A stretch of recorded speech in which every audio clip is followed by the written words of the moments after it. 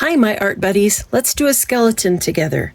I want you to get a piece of chalk pastel, and you're going to start with a head of a skeleton.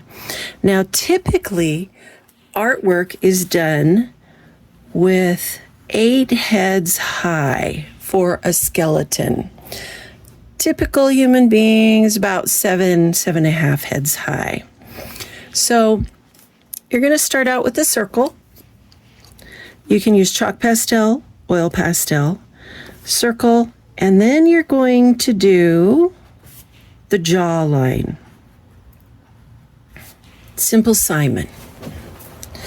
Then what I want you to do is measure 8 heads. 1, 2, 3, 4.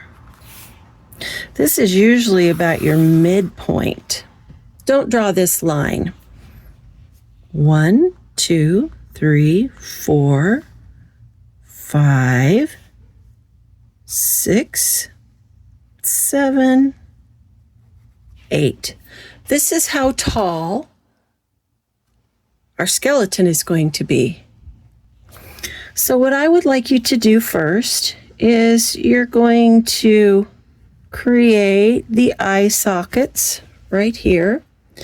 You're also going to make an upside down heart for the nose. These are negative spaces in here. And then if you'd like to, you can make an area where the mouth would be. Now you're going to color this in around the eye sockets and around the nose, the negative space where the nose would be. Blow. If you're using a chalk pastel, if you're using an oil pastel, just remember, don't swipe it because they will spread. Okay, so now we have our skeletal structure. And I don't need you to make these marks. This is just to help you remember. Usually when you're drawing a skeleton, it's about 8 heads high. Now, right here is, I'm going to make something a little like a butterfly. This is going to be the pelvis bone, and I'm going to make a hole right in here. This is the midpoint where we bend over. This is where we sit on our bottoms. And this is how many heads high? 1, 2, 3, 4. Oh, that means there's 4 more left down here. This is the middle right here. So what I'm going to do right now is I'm going to make some little vertebra. And remember, this is maybe a little bit of an anatomy lesson. However, it's not going to be exact. It's just going to be for fun, for Halloween, and for learning a little bit about the human body. Blow. And I can adjust if I think that's over a little too far. I'll just make sure this comes over. I like the fact that we can adjust. And then right in here, you're going to see the tailbone right in here. All right, now we have our spine. So what I'm going to do next is I'm going to make the clavicle. And this is I'm going to give myself some space right here for the neck, but I'm going to bring this clavicle up right here and up right here. Now, I'm going to do some drawing on this, but I don't want you to draw this. I just want you to learn from this. The average head you could set this width of a head right on this shoulder. Same with this shoulder. If you measure your face right now, you will find that you could put 3 heads on your shoulders. One over here, and one in the middle. Isn't that interesting?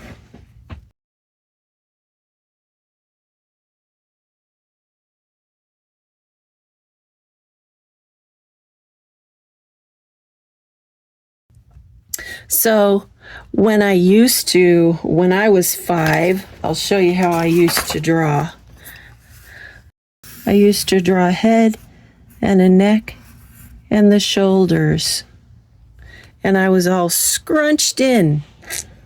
Now I know to draw the head,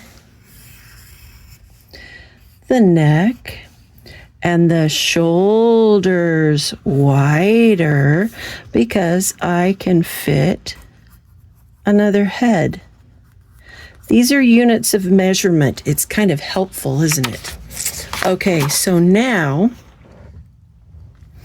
I'm going to draw the ribs. And the ribs just need to be really simple for this. So I'm going to start with a sternum right here. Blow. This is kind of a gristle area right here. You can probably feel your sternum and say, oh, okay, that's that part where my ribs connect into. So we're going to do a rib right here, and it comes and connects in. And then I'm going to go down one, and this rib connects in. They need to continue connecting into the sternum so they start to move in a diagonal way. And then we have another one right here. Now we're not putting all of our ribs in because we know that that won't fit on this particular project, but it's good for what we want to do. It's partly a decoration and partly units of measurement for how to draw people. Now, if I'm getting ready to draw my humerus, which connects right into here, if I take my elbow and I put my elbow in the soft part, I will see that my elbow stops right here. Poke your elbow into your side. Does it go to just the soft part of your material? It doesn't stop down here by my hip. It doesn't stop up here. So I'm going to put my elbow right here, and this bone right here is called the humerus bone. So why don't we just draw this bone really quick? It's a nice big bone. I blow all that dust off. Now, do my hands come out of here? What? No way! Then I would look like a T-Rex dinosaur if my hands came out of that spot. So where my hands come out has to be way further down. So if you stand up, you will notice that your hands are lower than your hips. Everybody stand up. Your hands do not come above your hips, do they? Your hands are below where your pelvis is. Put both of your hands down straight. Down lower, right? Down there. No, it's like this. So your bone, your radius and your ulna come from your elbow right here. That's what gives you the ability to twist your arm, because you have these two bones right here. And I'm just going to give myself some ideas of where my thumb and my fingers are, because it doesn't have to be perfect. This right here, now I don't want you to draw this.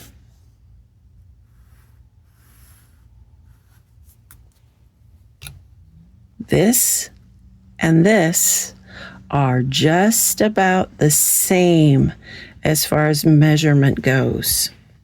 Do this. I want you to tell me how long it is from your elbow to your shoulder.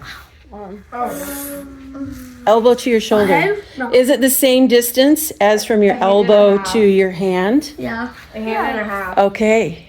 So if I do this, Like a hand in a palm. then it's just about the same, isn't it? That's half of the arm, and this is the other half of the arm. Our arms are usually longer than the way we draw them. Same over here, radius and ulna. And some fingers. One's a little lower than the other. I don't mind. Maybe I'll do an adjustment like this.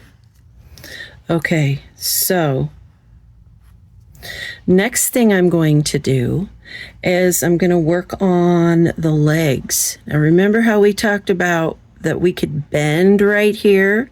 Go ahead, stand up, bend over. So, measure yourself. Right here, look at what I'm doing. Look what I'm doing. There's a crease.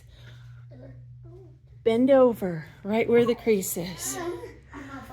That's halfway. And see that you can bend right here. The other thing I want you to notice is 4 more heads. 1, 2, 3, 4. So right here, you're going to have your femur bone. This femur bone sticks way out. And let's see, I'm looking for the midpoint here. 1 and 2. I'm thinking this is kind of off kilter a bit. Okay, this will be my knee right here. So I'm going to draw a line. 1, 2, 3. 1, 2, 3, 4 heads.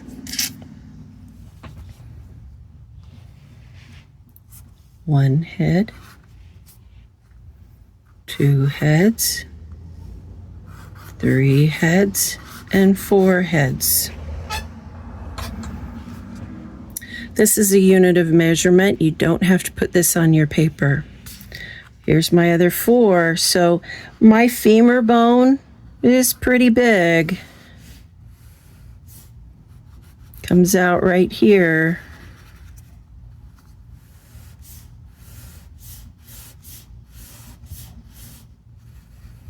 Here's my knee. And then my leg can bend the same way that my arm can bend, my leg can bend. Bend your leg, twist your foot. Twist your foot. Yeah, twist your foot. Sure. Can you twist your foot? I like them dancing. Oh my. There I go. See what happens. You know why that can happen? Is because you have a tibia and a fibia. You have a bone here and a bone here. Now, isn't that interesting?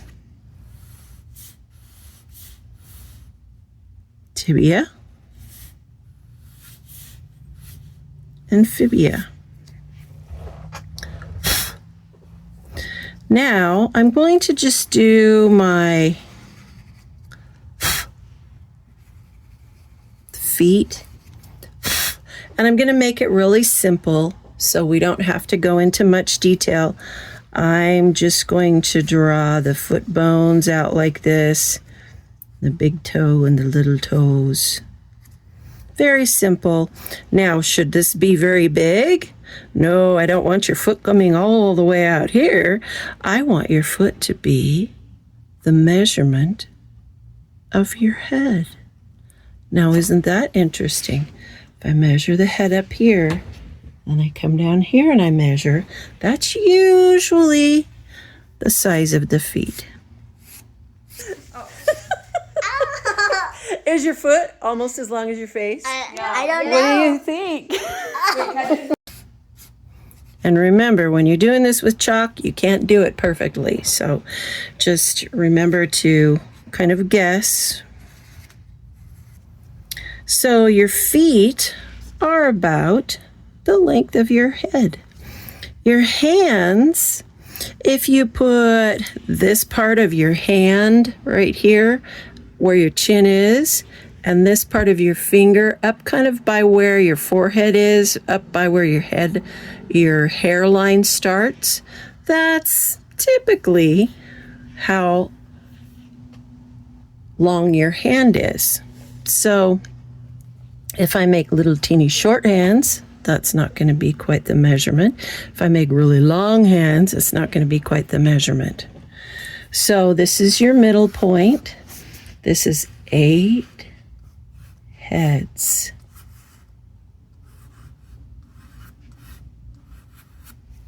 Typically, maybe 7.5.